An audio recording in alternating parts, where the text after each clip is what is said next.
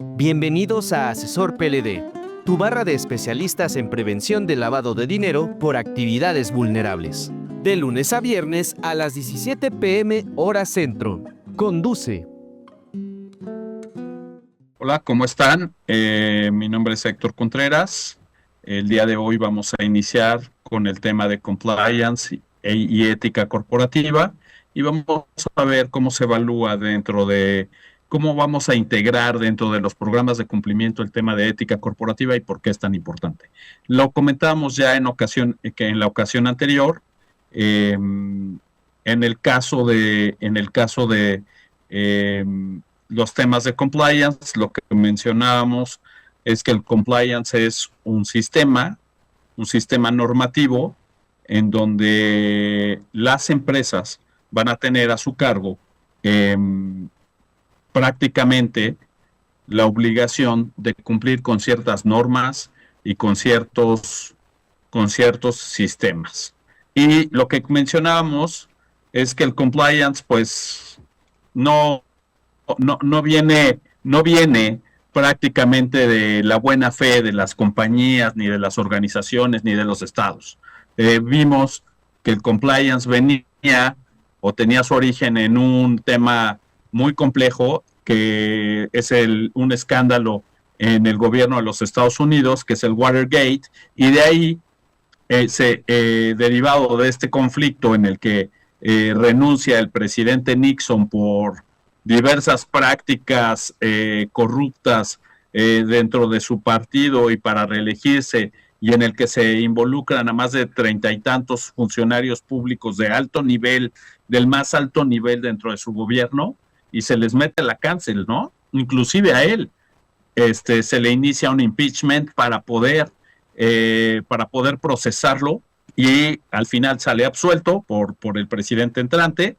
Sin embargo, tiene que renunciar y tiene que dimitir a la presidencia de los Estados Unidos. Es el mayor escándalo, ha sido de los mayores escándalos de corrupción gubernamental, y de ahí deriva posteriormente esta ley de prácticas corruptas en el extranjero.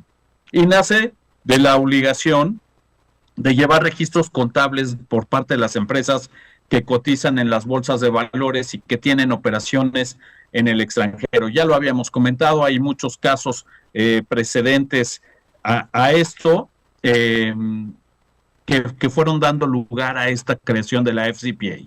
Y establece un estándar global para el tema de, más que del cohecho internacional, para el tema de la corrupción internacional, en donde obliga a todas las empresas de valores a tener ciertos modelos de cumplimiento normativo para evitar actos de corrupción en el extranjero. Y ya decíamos en la ocasión anterior que también la FEPA era una ley complementaria que contenía también obligaciones para ahora no para funcionarios, no para empresas, sino también de manera complementaria para supervisar extraterritorialmente a funcionarios en el extranjero. Seguramente en los siguientes, en el siguiente año vamos a ver muchos casos de aplicación de la FEPA de manera extraterritorial en nuestro país. Entonces va a ser interesante. Ahora bien, ¿por qué decíamos que el compliance es un sistema de valores? Porque tiene que incorporar varios elementos. Uno, el tema de integridad, que es superar el cumplimiento formal. Lo que decíamos, el compliance que se aplica en el piso, es que vamos a cumplir con la norma, no nos ayuda. Tiene que ir un poco más allá. Y esto es como si fuera nuestra brújula moral en situaciones que no son reguladas ni regulables. ¿Por qué surge el compliance? Y lo hemos mencionado ya en muchas ocasiones, es, por estas prácticas corruptas, pero también surge como un instrumento para ayudar a que las organizaciones y las empresas se autorregulen. ¿Por qué? Porque en los estados liberales, en el modelo neoliberal en el que se empieza a construir el tema de compliance y se empieza a hacer robusto, el Estado empieza a dejar de regular toda la actividad económica. Resulta imposible regular todas las actividades y la vida económica de las personas y de las organizaciones. Y entonces le da un tramo de responsabilidad a la organización. ¿Y cómo se lo da? A través del compliance, en donde le dice, mira, yo te voy a ayudar a decirte qué debes hacer y tú vas a determinar cómo lo vas a hacer de manera unilateral, ¿no? Y entonces hablamos inclusive de soft law y de hard law y cuestiones de este tipo. Eso es el compliance. Y luego el tema de prevención es la identificación de riesgos para proteger la reputación institucional. A ver, hoy no podemos hablar de compliance si no hablamos de riesgos. Y esto es fundamental. ¿Por qué razón? Porque al final no podemos tener un programa de cumplimiento para todo. O sí, el compliance, ya decíamos que es una metodología, que es un modelo que se va a adaptar para poder tener o para poder regular riesgos críticos y para poder identificar riesgos críticos dentro de la organización. De manera tal que si tú eres una farmacéutica, pues lo primero que vas a aplicar en tus riesgos críticos es la forma en que vas a producir. ¿Por qué? Porque la naturaleza de tu producto y de tu objeto social y de tu forma de cómo vas a operar, pues te va a determinar cuál es tu riesgo crítico. Si tú eres una institución financiera, por supuesto, hoy por hoy, te van a aplicar dos normas de manera fundamental. Basilea, que de ahí también vienen muchas normas de compliance, en donde te van a decir, oye, a ver, tú tienes que evaluar correctamente tus riesgos financieros y operativos para evitar que haya quebrantos a la institución financiera y te vayas a llevar los recursos de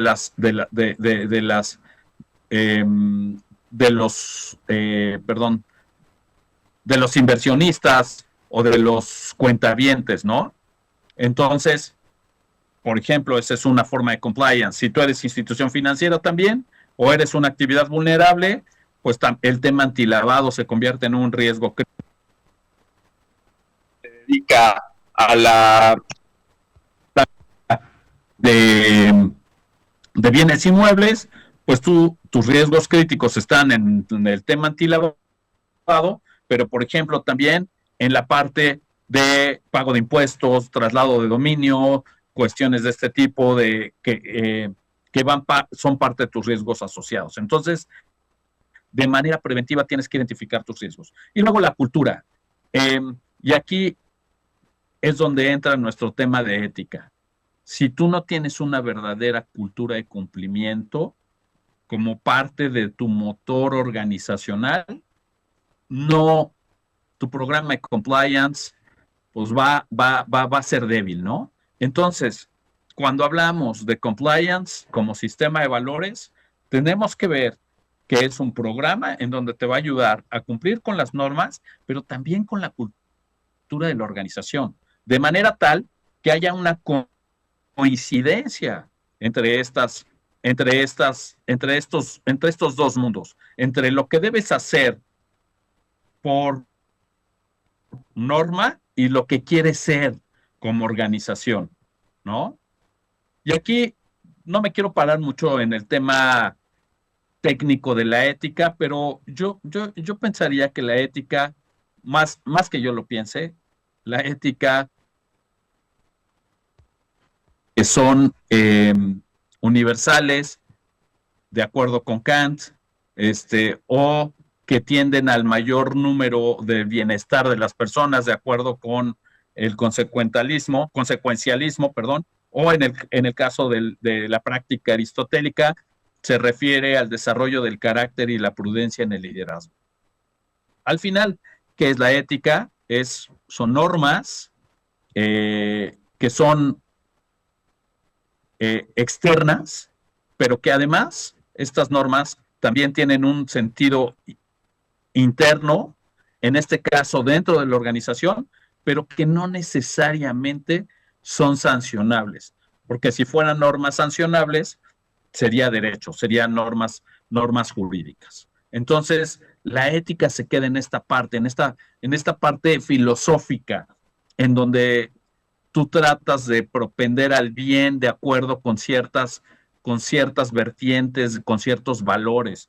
Por ejemplo, si yo soy una empresa socialmente responsable, pues uno de mis valores va a ser seguramente que mis colaboradores, que mi equipo de trabajo tenga las condiciones para vivir adecuadamente, ¿no?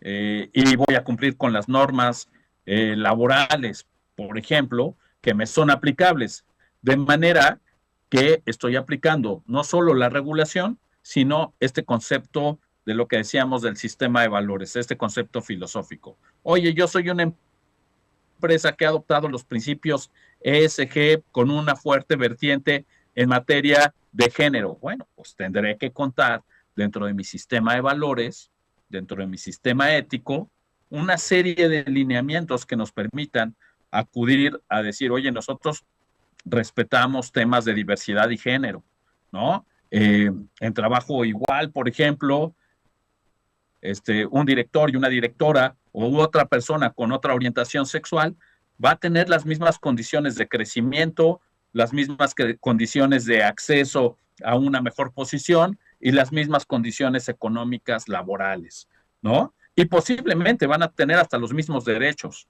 más allá de lo que dice la norma, ¿no? Entonces, es este tema de los fundamentos éticos académicos que nos van a permitir determinar cuál es la ética y la integridad dentro de nuestra organización. Ahora, me paso a la siguiente. Oye, me decían, oye, pero la ética corporativa y el compliance es lo mismo. No. Fíjense, la ética está bien padre esta porque me encanta porque la ética es el alma. Se refiere a valores intrínsecos. Esto es lo que la organización quiere hacer porque es moralmente correcto. Oye, yo estoy obligado a tener agua para los perritos de mis colaboradores dentro de la oficina. Estoy obligado a que mis colaboradores traigan a sus perritos o a sus mascotas, en lugar de a sus niños. Pues no estás obligado. Sin embargo, si quieres ser una empresa que hoy pues es empática con la actualidad de sus colaboradores, pues seguramente puedes tener un área para mascotas o puedes tener un área en donde regales alimentación para estas mascotas o puedes tener un área específica para menores de edad, para cuando pues hay, por ejemplo, un evento como el que vivimos ayer, pero que caiga entre semana. No, oye, pues fíjate que mi organización tiene una alianza estratégica con el gobierno de Portugal. Bueno, pues te puedes traer el día de hoy a tus chavales y pueden estar aquí y tal. Eso es lo que quiere, eso es lo que dice la ética, ¿no? Eso es lo que es la ética corporativa, es lo que yo quiero ser dentro de la organización, es mi propósito y mis principios. ¿Y qué es el compliance? El compliance es la formalización, es cómo lo voy a hacer, hasta dónde voy a llegar, cuáles son mis obligaciones, cuáles son mis postulados, quién va a ser, por ejemplo, la primera línea de defensa, la segunda línea de defensa, la tercera línea de defensa, es cómo voy a hacer mis procesos para evitar que en la contratación pública haya actos de corrupción por parte de mi empresa, pero también voy a establecer cuáles son mis límites de atención y de contacto con ciertos funcionarios o servidores públicos, ¿no? Voy a establecer que si hay un conflicto de interés porque tengo al hijo de un secretario de Estado trabajando conmigo, bueno, pues no participe directamente en los proyectos que yo tenga que ver con gobierno y que inclusive no tenga que estar participando indirectamente en la gestión, en el cabildeo, en tal, porque no quiere decir que sea malo que alguien de gobierno esté, o alguien que es familiar o socio de alguna persona que esté en gobierno, de una persona políticamente expuesta, esté con nosotros. Lo malo es qué tanto interviene y qué tanto favoritismo se genera, ¿no? Y entonces lo voy a establecer dentro de mi código de ética, dentro de mi programa de compliance. Oye, yo fíjate que tengo contratación pública con CFE y con Pemex, pues voy a tener una política de regalos, una política de apoyo o una política de ciertos límites para no caer en actos de corrupción en las contrataciones que realice con estas dos organizaciones, ¿no? Y por otro lado es lo que nos tendrían que estar pidiendo. Pero finalmente ese es el compliance. El compliance es el modelo, la metodología con la que voy a regir, con la que voy a ejecutar lo que yo quiero ser y lo que me pide la norma. Es donde convergen el río de la ética, de mis valores, de mi sistema de valores, con lo que me está pidiendo la norma, la regulación que me resulte aplicable, ¿no? En el sector automotriz, oye, fíjate que yo lo acabo de ver en una empresa en la que un amigo es compliance officer, voy a hacer, voy a proponer modelos de salud para mis empleados, pero también para la comunidad en la que me estoy insertando. Y entonces voy a hacer un evento deportivo. Ah, bueno, te estás promoviendo la salud como parte de la identificación de tu marca, pero estás también en el punto de vista laboral, pues no estás obligado a ello. Sin embargo, si lo pones como una prestación, que todos mis colaboradores tengan derecho a gimnasio, y a un check-up anual, bueno, ya está dentro de tu sistema normativo, ¿no? De tu organización. Y lo vas a señalar y vas a decir cómo lo vas a ejecutar y todo eso. Ahora bien, fíjense que el fin de semana vi esta gran película, no sé si ustedes la vieron, The Big Short. Es una gran película que se refiere y que toca el tema de pues eh, es que no le quiero decir fallo sistémico, es pues el quiebre de las empresas o la recesión provocada o el colapso financiero provocado por las hipotecas subprime en Estados Unidos, que terminó pegándole al mundo. Y al final, pues lo que muestra la película es cómo se fueron estructurando ciertos papeles, ciertos modelos de inversión sobre basura, eh, sobre deuda que era deuda mala, y que fueron creciendo. Y al final, cuando se empiezan a dar cuenta de esta situación, las grandes instituciones financieras de los Estados Unidos empiezan a vender este papel basura de manera que contaminan a fondos en Finlandia, a fondos en Suecia, a fondos de inversión, a fondos de pensiones en México, en todos lados. Y bueno, pues ustedes ya conocen la otra parte de la historia. Fue una gran recesión económica, tuvieron que ir a rescatar, hubo el FOBAPROA de los bancos en Estados Unidos, eh, paradójicamente quienes compraron muchos bonos para esto y para inyectarle a la economía norteamericana fueron los chinos. Entonces, vamos, tuvo que salir el mundo al rescate de muchas de estas empresas, más bien el gobierno norteamericano, pero con el dinero de los contribuyentes y con el dinero del mundo, porque prácticamente lo que hicieron fue construir un negocio multimillonario sobre basura, ¿no? Pero no sobre basura que pueda venderse o que se pueda transferir, sino sobre algo que no valía prácticamente nada, ¿no? Entonces, pues es una gran película, se las recomiendo. Y bueno, vamos a comentar tres casos de estudio. Ya lo habíamos mencionado la ocasión anterior, el tema del Dieselgate. Volkswagen instaló un software ilegal para engañar pruebas de emisiones en 11 millones de vehículos. Y pues aquí empieza a cuestionarse la ética de la organización, ¿no? La cultura de ganar a toda costa, evidentemente. Luego viene el tema del colapso de la confianza del consumidor y luego las consecuencias globales masivas. Hay que recordar que le pusieron 33 billones de dólares en multas a Volkswagen por esta gracia, ¿no? Y al final el que era su vicepresidente o su presidente, el que tomaba las decisiones, se tuvo que ir. Pero ¿qué hubiera pasado?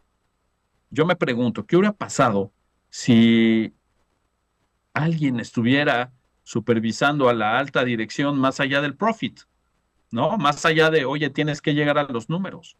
Si el consejo de administración o el directorio o la asamblea de accionistas o los socios hubieran preguntado, oye, ¿cómo estamos llegando a estas cifras? ¿Qué está pasando? ¿No? Eh, Milagrosamente no se fue a la cárcel el que era el director general de Volkswagen. Creo que alguien de su equipo de trabajo sí se fue y algunos sí se fueron y tuvo que renunciar, pero no puede ser que generes este, una deuda, un boquete financiero de 33 billones de dólares este, a una organización que además es una empresa pública, ¿no? Que tiene colocación de recursos, o sea, tiene deuda colocada en las bolsas de valores y le pega a todos los inversionistas. No le pega solo a la empresa, le pega a todos los que invierten y creen en la empresa. Entonces, eh, ¿qué hubiera pasado si el modelo de cumplimiento, si el modelo de integridad corporativa hubiera funcionado? Bueno, seguramente no hubiera llegado a esto. Otro caso que está muy interesante y es reciente es el descarrilamiento de un tren de Norfolk Southern, que liberó diversos tóxicos y pues generó a miles de ciudadanos en Ohio. Ahora, ¿cuál es el problema de este? Bueno, véanlo, es un lobby muy agresivo, esto es un cabildeo contra regulaciones relacionadas con el frenado avanzado y la reducción de costos de mantenimiento preventivo de los trenes que llevaban este tipo de material, ¿no? Y bueno, pues una multa de 600 millones de dólares.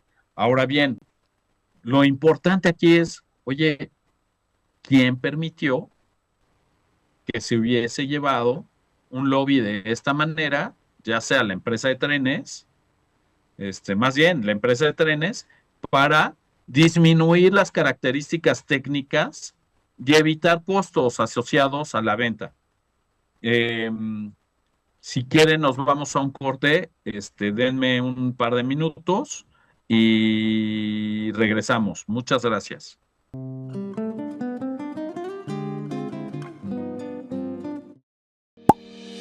Tu negocio realiza una actividad vulnerable. Según la Ley de Prevención del Lavado de Dinero, no dejes que el miedo a las multas te quite el sueño. En TaxDay, tu asesor de confianza, te ayudamos a cumplir con esta ley para que operes con total seguridad. Contamos con los servicios especializados en asesoría en línea en PLD, presentación de avisos y cumplimiento de obligaciones, auditorías de cumplimiento PLD, desarrollo de manuales PLD, apoyo en el llenado y presentación de avisos. Permítenos ser tus aliados y enfócate en hacer crecer tu empresa. Contáctanos hoy mismo. Llámanos o manda un WhatsApp al 55 73 42 88 15. O contáctanos desde nuestra página web taxday.com.mx. Platícanos tus requerimientos y recibe tu cotización. TaxDay, tu asesor PLD de confianza.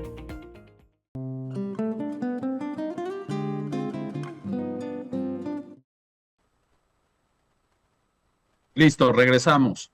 Bueno, otro caso interesante de faltas éticas es el de Deutsche Bank, que fue multada por exagerar el nivel de integración de criterios ambientales en sus fondos. Y pues esto prácticamente eh, se reduce a una cosa, lavado de imagen verde, engañando a los inversionistas responsables. Esto se llama greenwashing, ¿no? Y al final, no solo eso, sino que además eh, despiden a la oficial de sostenibilidad por alertar del fraude, ¿no? Entonces, a partir de ahí, se empieza también en Europa a construir una regulación que permita proteger a los denunciantes. ¿Por qué? Porque si al final del tiempo tú me tienes como oficial de sostenibilidad, yo defino que yo denuncio y alerto sobre un caso de fraude o de lavado de dinero, lo que sea, y no me proteges, pues entonces el modelo de integridad no está funcionando, ¿no? Pero vean cómo eh, al final todos estos casos, que son de diversas áreas, de diversas materias, de diversos sectores, todos tienen un común denominador: el abuso de, eh, de las posiciones, de los cargos, para tener una ganancia, ¿no? para tener una utilidad más allá de lo que está permitido y para distorsionar las normas, para usar lo positivo que hacen para ganar más dinero, ¿no? En este caso de Deutsche Bank es muy evidente. En el caso de Volkswagen, pues igual. O sea, todo se reduce a ganancias, a utilidades y dejan de lado toda la parte ética. Y bueno, pues este último, ¿no? No sé si supieron que hace unos días, hace unas semanas, salió este escándalo de auditoría de KPMG, en donde las autoridades australianas le imponen una fuerte sanción por hacer uso de información confidencial de clientes para obtener ventajas competitivas comerciales. O sea, una empresa que se caracteriza por auditar, es una de las Big Four, que además se caracteriza porque ofrece servicios de compliance, se caracteriza porque tiene una visión global de las cosas y hace este tipo de casos. Y esto, vamos, hoy es KPMG, pero ya han salido de las Big Four, han salido todas sancionadas, ¿no?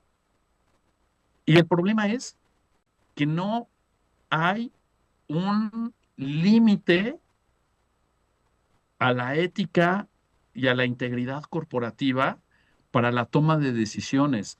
Se privilegia la parte económica sobre las posibles sanciones.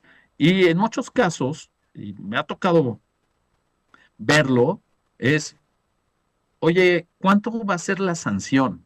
No, pues van a ser 10 millones de dólares. Oye, ¿y cuánto vamos a ganar? Vamos a ganar 1,000 millones. Bueno, pues entonces alarguemos o tomemos la decisión sin tomarla de irnos por los 1,000 millones de dólares y pues vamos a asumir el costo de las sanciones y de las multas, ¿no? Incluidos los abogados, incluidos los auditores, incluido todo el cabildeo, todo. Pero al final, vean cómo todos estos son pues daños a la integridad corporativa y en donde prácticamente todo tipo de empresas, en todo tipo de sectores, se pueden ver estos casos de falta de integridad corporativa. Ahora bien, yo sé que pues ninguna de estas organizaciones, ninguna de estas empresas trabaja de a gratis y trabaja por obtener menos ingresos, pero tiene que haber un límite a la toma de decisiones. Y no es sencillo. ¿Por qué? Porque al final quien toma las decisiones es quien genera el dinero, ¿no? Entonces, hoy yo creo que hay muchas herramientas que pueden ayudar a limitar esta toma de decisiones abusiva y a incorporar como parte de la vida de una organización a la integridad corporativa, a la ética. Y va desde los estatutos, desde el objeto social. Hemos visto en el caso de México, por lo menos, y nos hemos enterado todos por los medios, que hoy, por ejemplo, hay proveedores de servicios para el gobierno que lo mismo hacen cepillos de dientes, que municiones, que equipos de cómputo, que prestan servicios de limpieza. No, a ver, eso era en 1980. Hoy el objeto social de las empresas, y cuando vamos al SAT nos lo piden, ¿cuál es tu actividad preponderante? Pum. Oye, si partes de ese supuesto, de que tienes una actividad preponderante, que es válido que si te sale un negocio colateral puedas hacerlo, pues sí, pero es un negocio colateral, no es el core de tu negocio. Entonces, la integridad corporativa va desde crear unos estatutos robustos con un objeto social determinado, fijo, ¿no? Ya el tiempo de lo mismo hago cepillos de dientes que bombas atómicas, híjole, está complicado a menos que diga Colgate o alguna marca, ¿no? Muy de una empresa global que esté diversificada, pero menos, creo que tiene que empezar por ahí. Luego, el tema de la misión es quién queremos ser, no lo que somos, quién queremos ser en el mediano y largo plazo, cuáles son nuestros objetivos, pero no solo económicos, sino hoy de sociedad, como parte de un todo. porque finalmente las organizaciones, las corporaciones, las firmas, los profesionales somos parte de un todo, de una sociedad, de un ecosistema. ¿Qué parte del ecosistema? ¿Cuál es el objetivo dentro del ecosistema en el que operamos? Ahí están nuestros objetivos. Por supuesto, todo esto tiene que bajarse a un código de ética o código de conducta, pero no etéreo, ¿no? Vamos a ser santos, ¿no? A ver, vamos a hacer con base en nuestro objetivo, nuestro código, nuestro objeto social y nuestra misión. Este es nuestro código de ética, ¿no? ¿Qué principios vamos a adoptar en este sentido? ¿Qué es lo que queremos hacer? ¿Cuál es, cómo nos queremos ver en 10 años, pero no económicamente, sino desde el punto de vista ético? ¿Qué tipo de organización queremos ser? Oye, somos la empresa que hace cobros chiquitos y si no pagas te mando unos golpeadores y te cortan las piernas. Oye, pues ese es el tipo de empresa que queremos ser. ¿O somos una empresa en donde todos los colaboradores son unos abusivos, ¿no? En donde está autorizado el fraude, o queremos ser una empresa seria, ¿no? Va a depender de los principios que adoptemos. Ahora bien, todo esto lo tenemos que meter a un modelo, como ya lo dijimos, de matrices de riesgo, de matrices regulatorias. Tenemos que saber cuáles son nuestras obligaciones. Hoy precisamente revisaba por ahí algún material que decía, oye, hoy las empresas tienen múltiples obligaciones. Claro, las empresas como los seres humanos hoy estamos regulados en todos los ámbitos, en todos, y hasta post-mortem, y las empresas más, las organizaciones más. Entonces tenemos que hacer matrices regulatorias y cuáles son los riesgos que derivan de la regulación que nos resulta aplicable. Si no tenemos esto, la verdad es que un programa de compliance, un programa de integridad corporativa viene sobrando, ¿no? Es de chocolate, vamos, es de papel. Tenemos que bajarlo a nuestros modelos de riesgos. Por supuesto, el compliance es políticas y procedimientos, es qué vamos a hacer, cómo lo vamos a hacer, ¿no? Más bien es cómo lo vamos a hacer, cuáles son las líneas, cuáles son los canales, qué es lo permitido, hasta dónde llego yo y hasta dónde llega mi contraparte, hasta dónde llega el compliance officer y hasta dónde llega el área de negocio como línea de defensa, hasta dónde llega el equipo de auditoría como otra línea de defensa, hasta dónde llega la responsabilidad del director general y de sus directores de negocio o de su área de administración.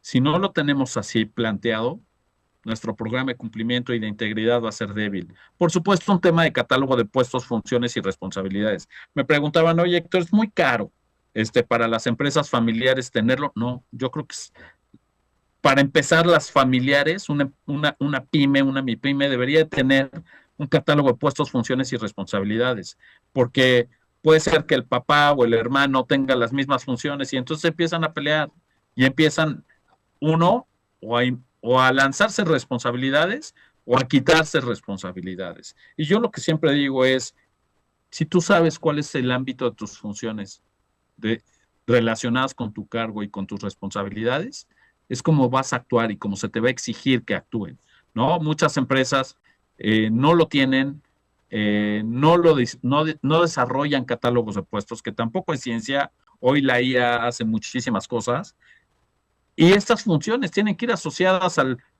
nivel salarial y a las condiciones económicas de cada colaborador. Entonces, vamos a evitar, por otro lado, también que haya abusos hacia los equipos de trabajo. Cuando tenemos un catálogo de puestos, funciones y responsabilidades, desde el socio hasta el empleado más básico, estamos hablando de que tenemos un modelo que va a permitir tener unos ciertos límites y ciertas responsabilidades para cada sujeto. Si hubiese reglamento interior, por supuesto, de trabajo, en grandes organizaciones lo hay. Canal de denuncia, lo que decíamos hoy, es fundamental. No puedes tener un canal, no puedes hablar de integridad corporativa cuando no tienes la forma en que tus colaboradores, tus proveedores, tus clientes, tu equipo directivo pueda determinar y pueda hacer una denuncia, pueda informar de situaciones o conductas u operaciones o negocios que pueden ser riesgosos para la organización. Y este canal de denuncia no sirve de nada si no hay alguien atrás que lo esté gestionando. Y desde mi óptica, uno de los mayores o mejores modelos de gestión de integridad corporativa es el comité de integridad. ¿Y por qué un comité? ¿Por qué un órgano colegiado? ¿Por qué no? ¿Es responsabilidad del oficial de cumplimiento? No, porque el oficial de cumplimiento es el responsable de ver que se cumpla con la normativa, de que se cumplan con las matrices, de ver que se determinen, que se gestionen adecuadamente los riesgos.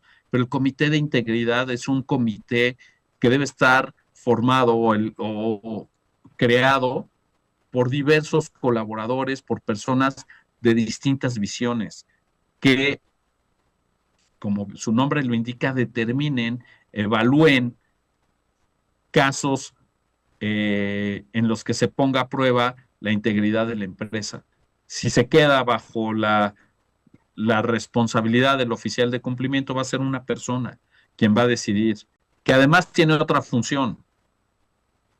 Puede ser el que lo presida, pero inclusive hay comités, por ejemplo, en los de género y diversidad, en donde necesariamente tiene que haber inclusive un grupo de mujeres, tiene que haber distintas, tienen que estar representados los dos géneros, tienen que estar representadas personas de distintas visiones. Y aquí lo importante es que no es que funcione para todos los días, funciona cuando se necesita y se integra cuando se necesita. Y la ventaja de un órgano colegiado de esta naturaleza es que no va a tomar la opinión de una persona, sino de un grupo de personas que tienen ciertas características para poder decidir. Y eso le va a dar mayor transparencia, le va a dar mayor solidez y le va a permitir, por otro lado, también legitimar ciertas decisiones. No como en el INE, por ejemplo, ¿no? Que ya todos son del mismo color y todos atienden a un señor o señora. No, no, no. O sea, los comités de integridad deben de ser de verdad, con gente de alta calidad probada, ¿no? Que deben inclusive tener ciertas bases eh, académicas, no quiero decir que sean licenciados o cuestión, no, deben de tener una cierta formación para poder entender sobre lo que van a decidir y sobre todo sentido común, porque estamos hablando de integridad, de ética corporativa, ¿no? Oye, de un abuso de un colaborador o colaboradora hacia su personal, ¿no? Oye, es que es el mejor director de ventas que hemos tenido en los últimos 20 años. Pues sí, pero anda hostigando a su secretaria o a su chofer o a la inversa, ¿no? Es la mejor directora de marketing que hemos tenido, sí, pero es una déspota, es una grosera, trata mal a sus colaboradores. Bueno, vamos viendo, ¿no? Y para eso es el comité, para poder evaluar de manera objetiva los casos que se les presenten y que no quede bajo la responsabilidad de una sola persona. Y por supuesto, y el menos agradable o la herramienta que es menos agradable es el sistema de disciplina laboral. Esto es, oye, ¿qué pasa si además transgrede las normas, además de la norma ética y el código de ética y el código de conducta, qué pasa si inclusive puede caer en una conducta delictiva? ¿Qué pasa si cae en una violación al ámbito laboral? ¿Qué pasa si tenemos que estar preparados inclusive para el caso extremo, para imponer una sanción o un alertamiento sobre la persona que está vulnerando la ética corporativa? Y algo que no señalo aquí, pero que es fundamental, es el tema de lo que mencionábamos, del accountability de directivos y de socios. Todo esto no funciona si desde la cabeza de la organización no se toman las decisiones adecuadas, no se asume esta cultura de integridad corporativa y los socios y los directivos no se comprometen a cumplir con estas normas, ¿no? Y para que no nos vengan con que la ley, a mí no me vengan con que la ley es la ley, precisamente las normas son para eso. Cuando están escritas, son para establecer un límite a la responsabilidad. Pero también asignar una responsabilidad cuando se toman ciertas decisiones. Entonces, cuando hablamos de ética e integridad corporativa, estamos hablando también de responsabilidades socios y directivos. Porque además, hoy también, eh, como en la parte religiosa, pues lo que puede ser responsable por lo que hiciste, pero también por lo que dejaste de hacer, por las decisiones que tomaste o por no haber tomado las decisiones, ¿no? Y si fuéramos a la parte religiosa, habría que recordar que los pecados de omisión son los peores, ¿no? Entonces, creo que es importantísimo que veamos todas estas herramientas. Y ahora, algo importante, ya todo está escrito, ya hay de esto que les comento, hay muchísimo en, en redes, bueno, en la internet, ¿no? En la web. Ya no hay que construir grandes cosas, más bien hay que adaptarlas. Hoy hay que empezar a deconstruir, hay que empezar a quitar cosas que no nos funcionan, ¿no? Es empezar a quitar piezas que generan peso y que no están funcionando. Pero si ustedes me preguntan, ¿cómo podemos adoptar un buen modelo de integridad corporativa? Es alineando todo este esfuerzo, ¿no? Alineando quiénes queremos ser y cómo nos queremos ver eh, desde lo interno, pero también desde lo externo, cómo nos ven los demás, ¿no?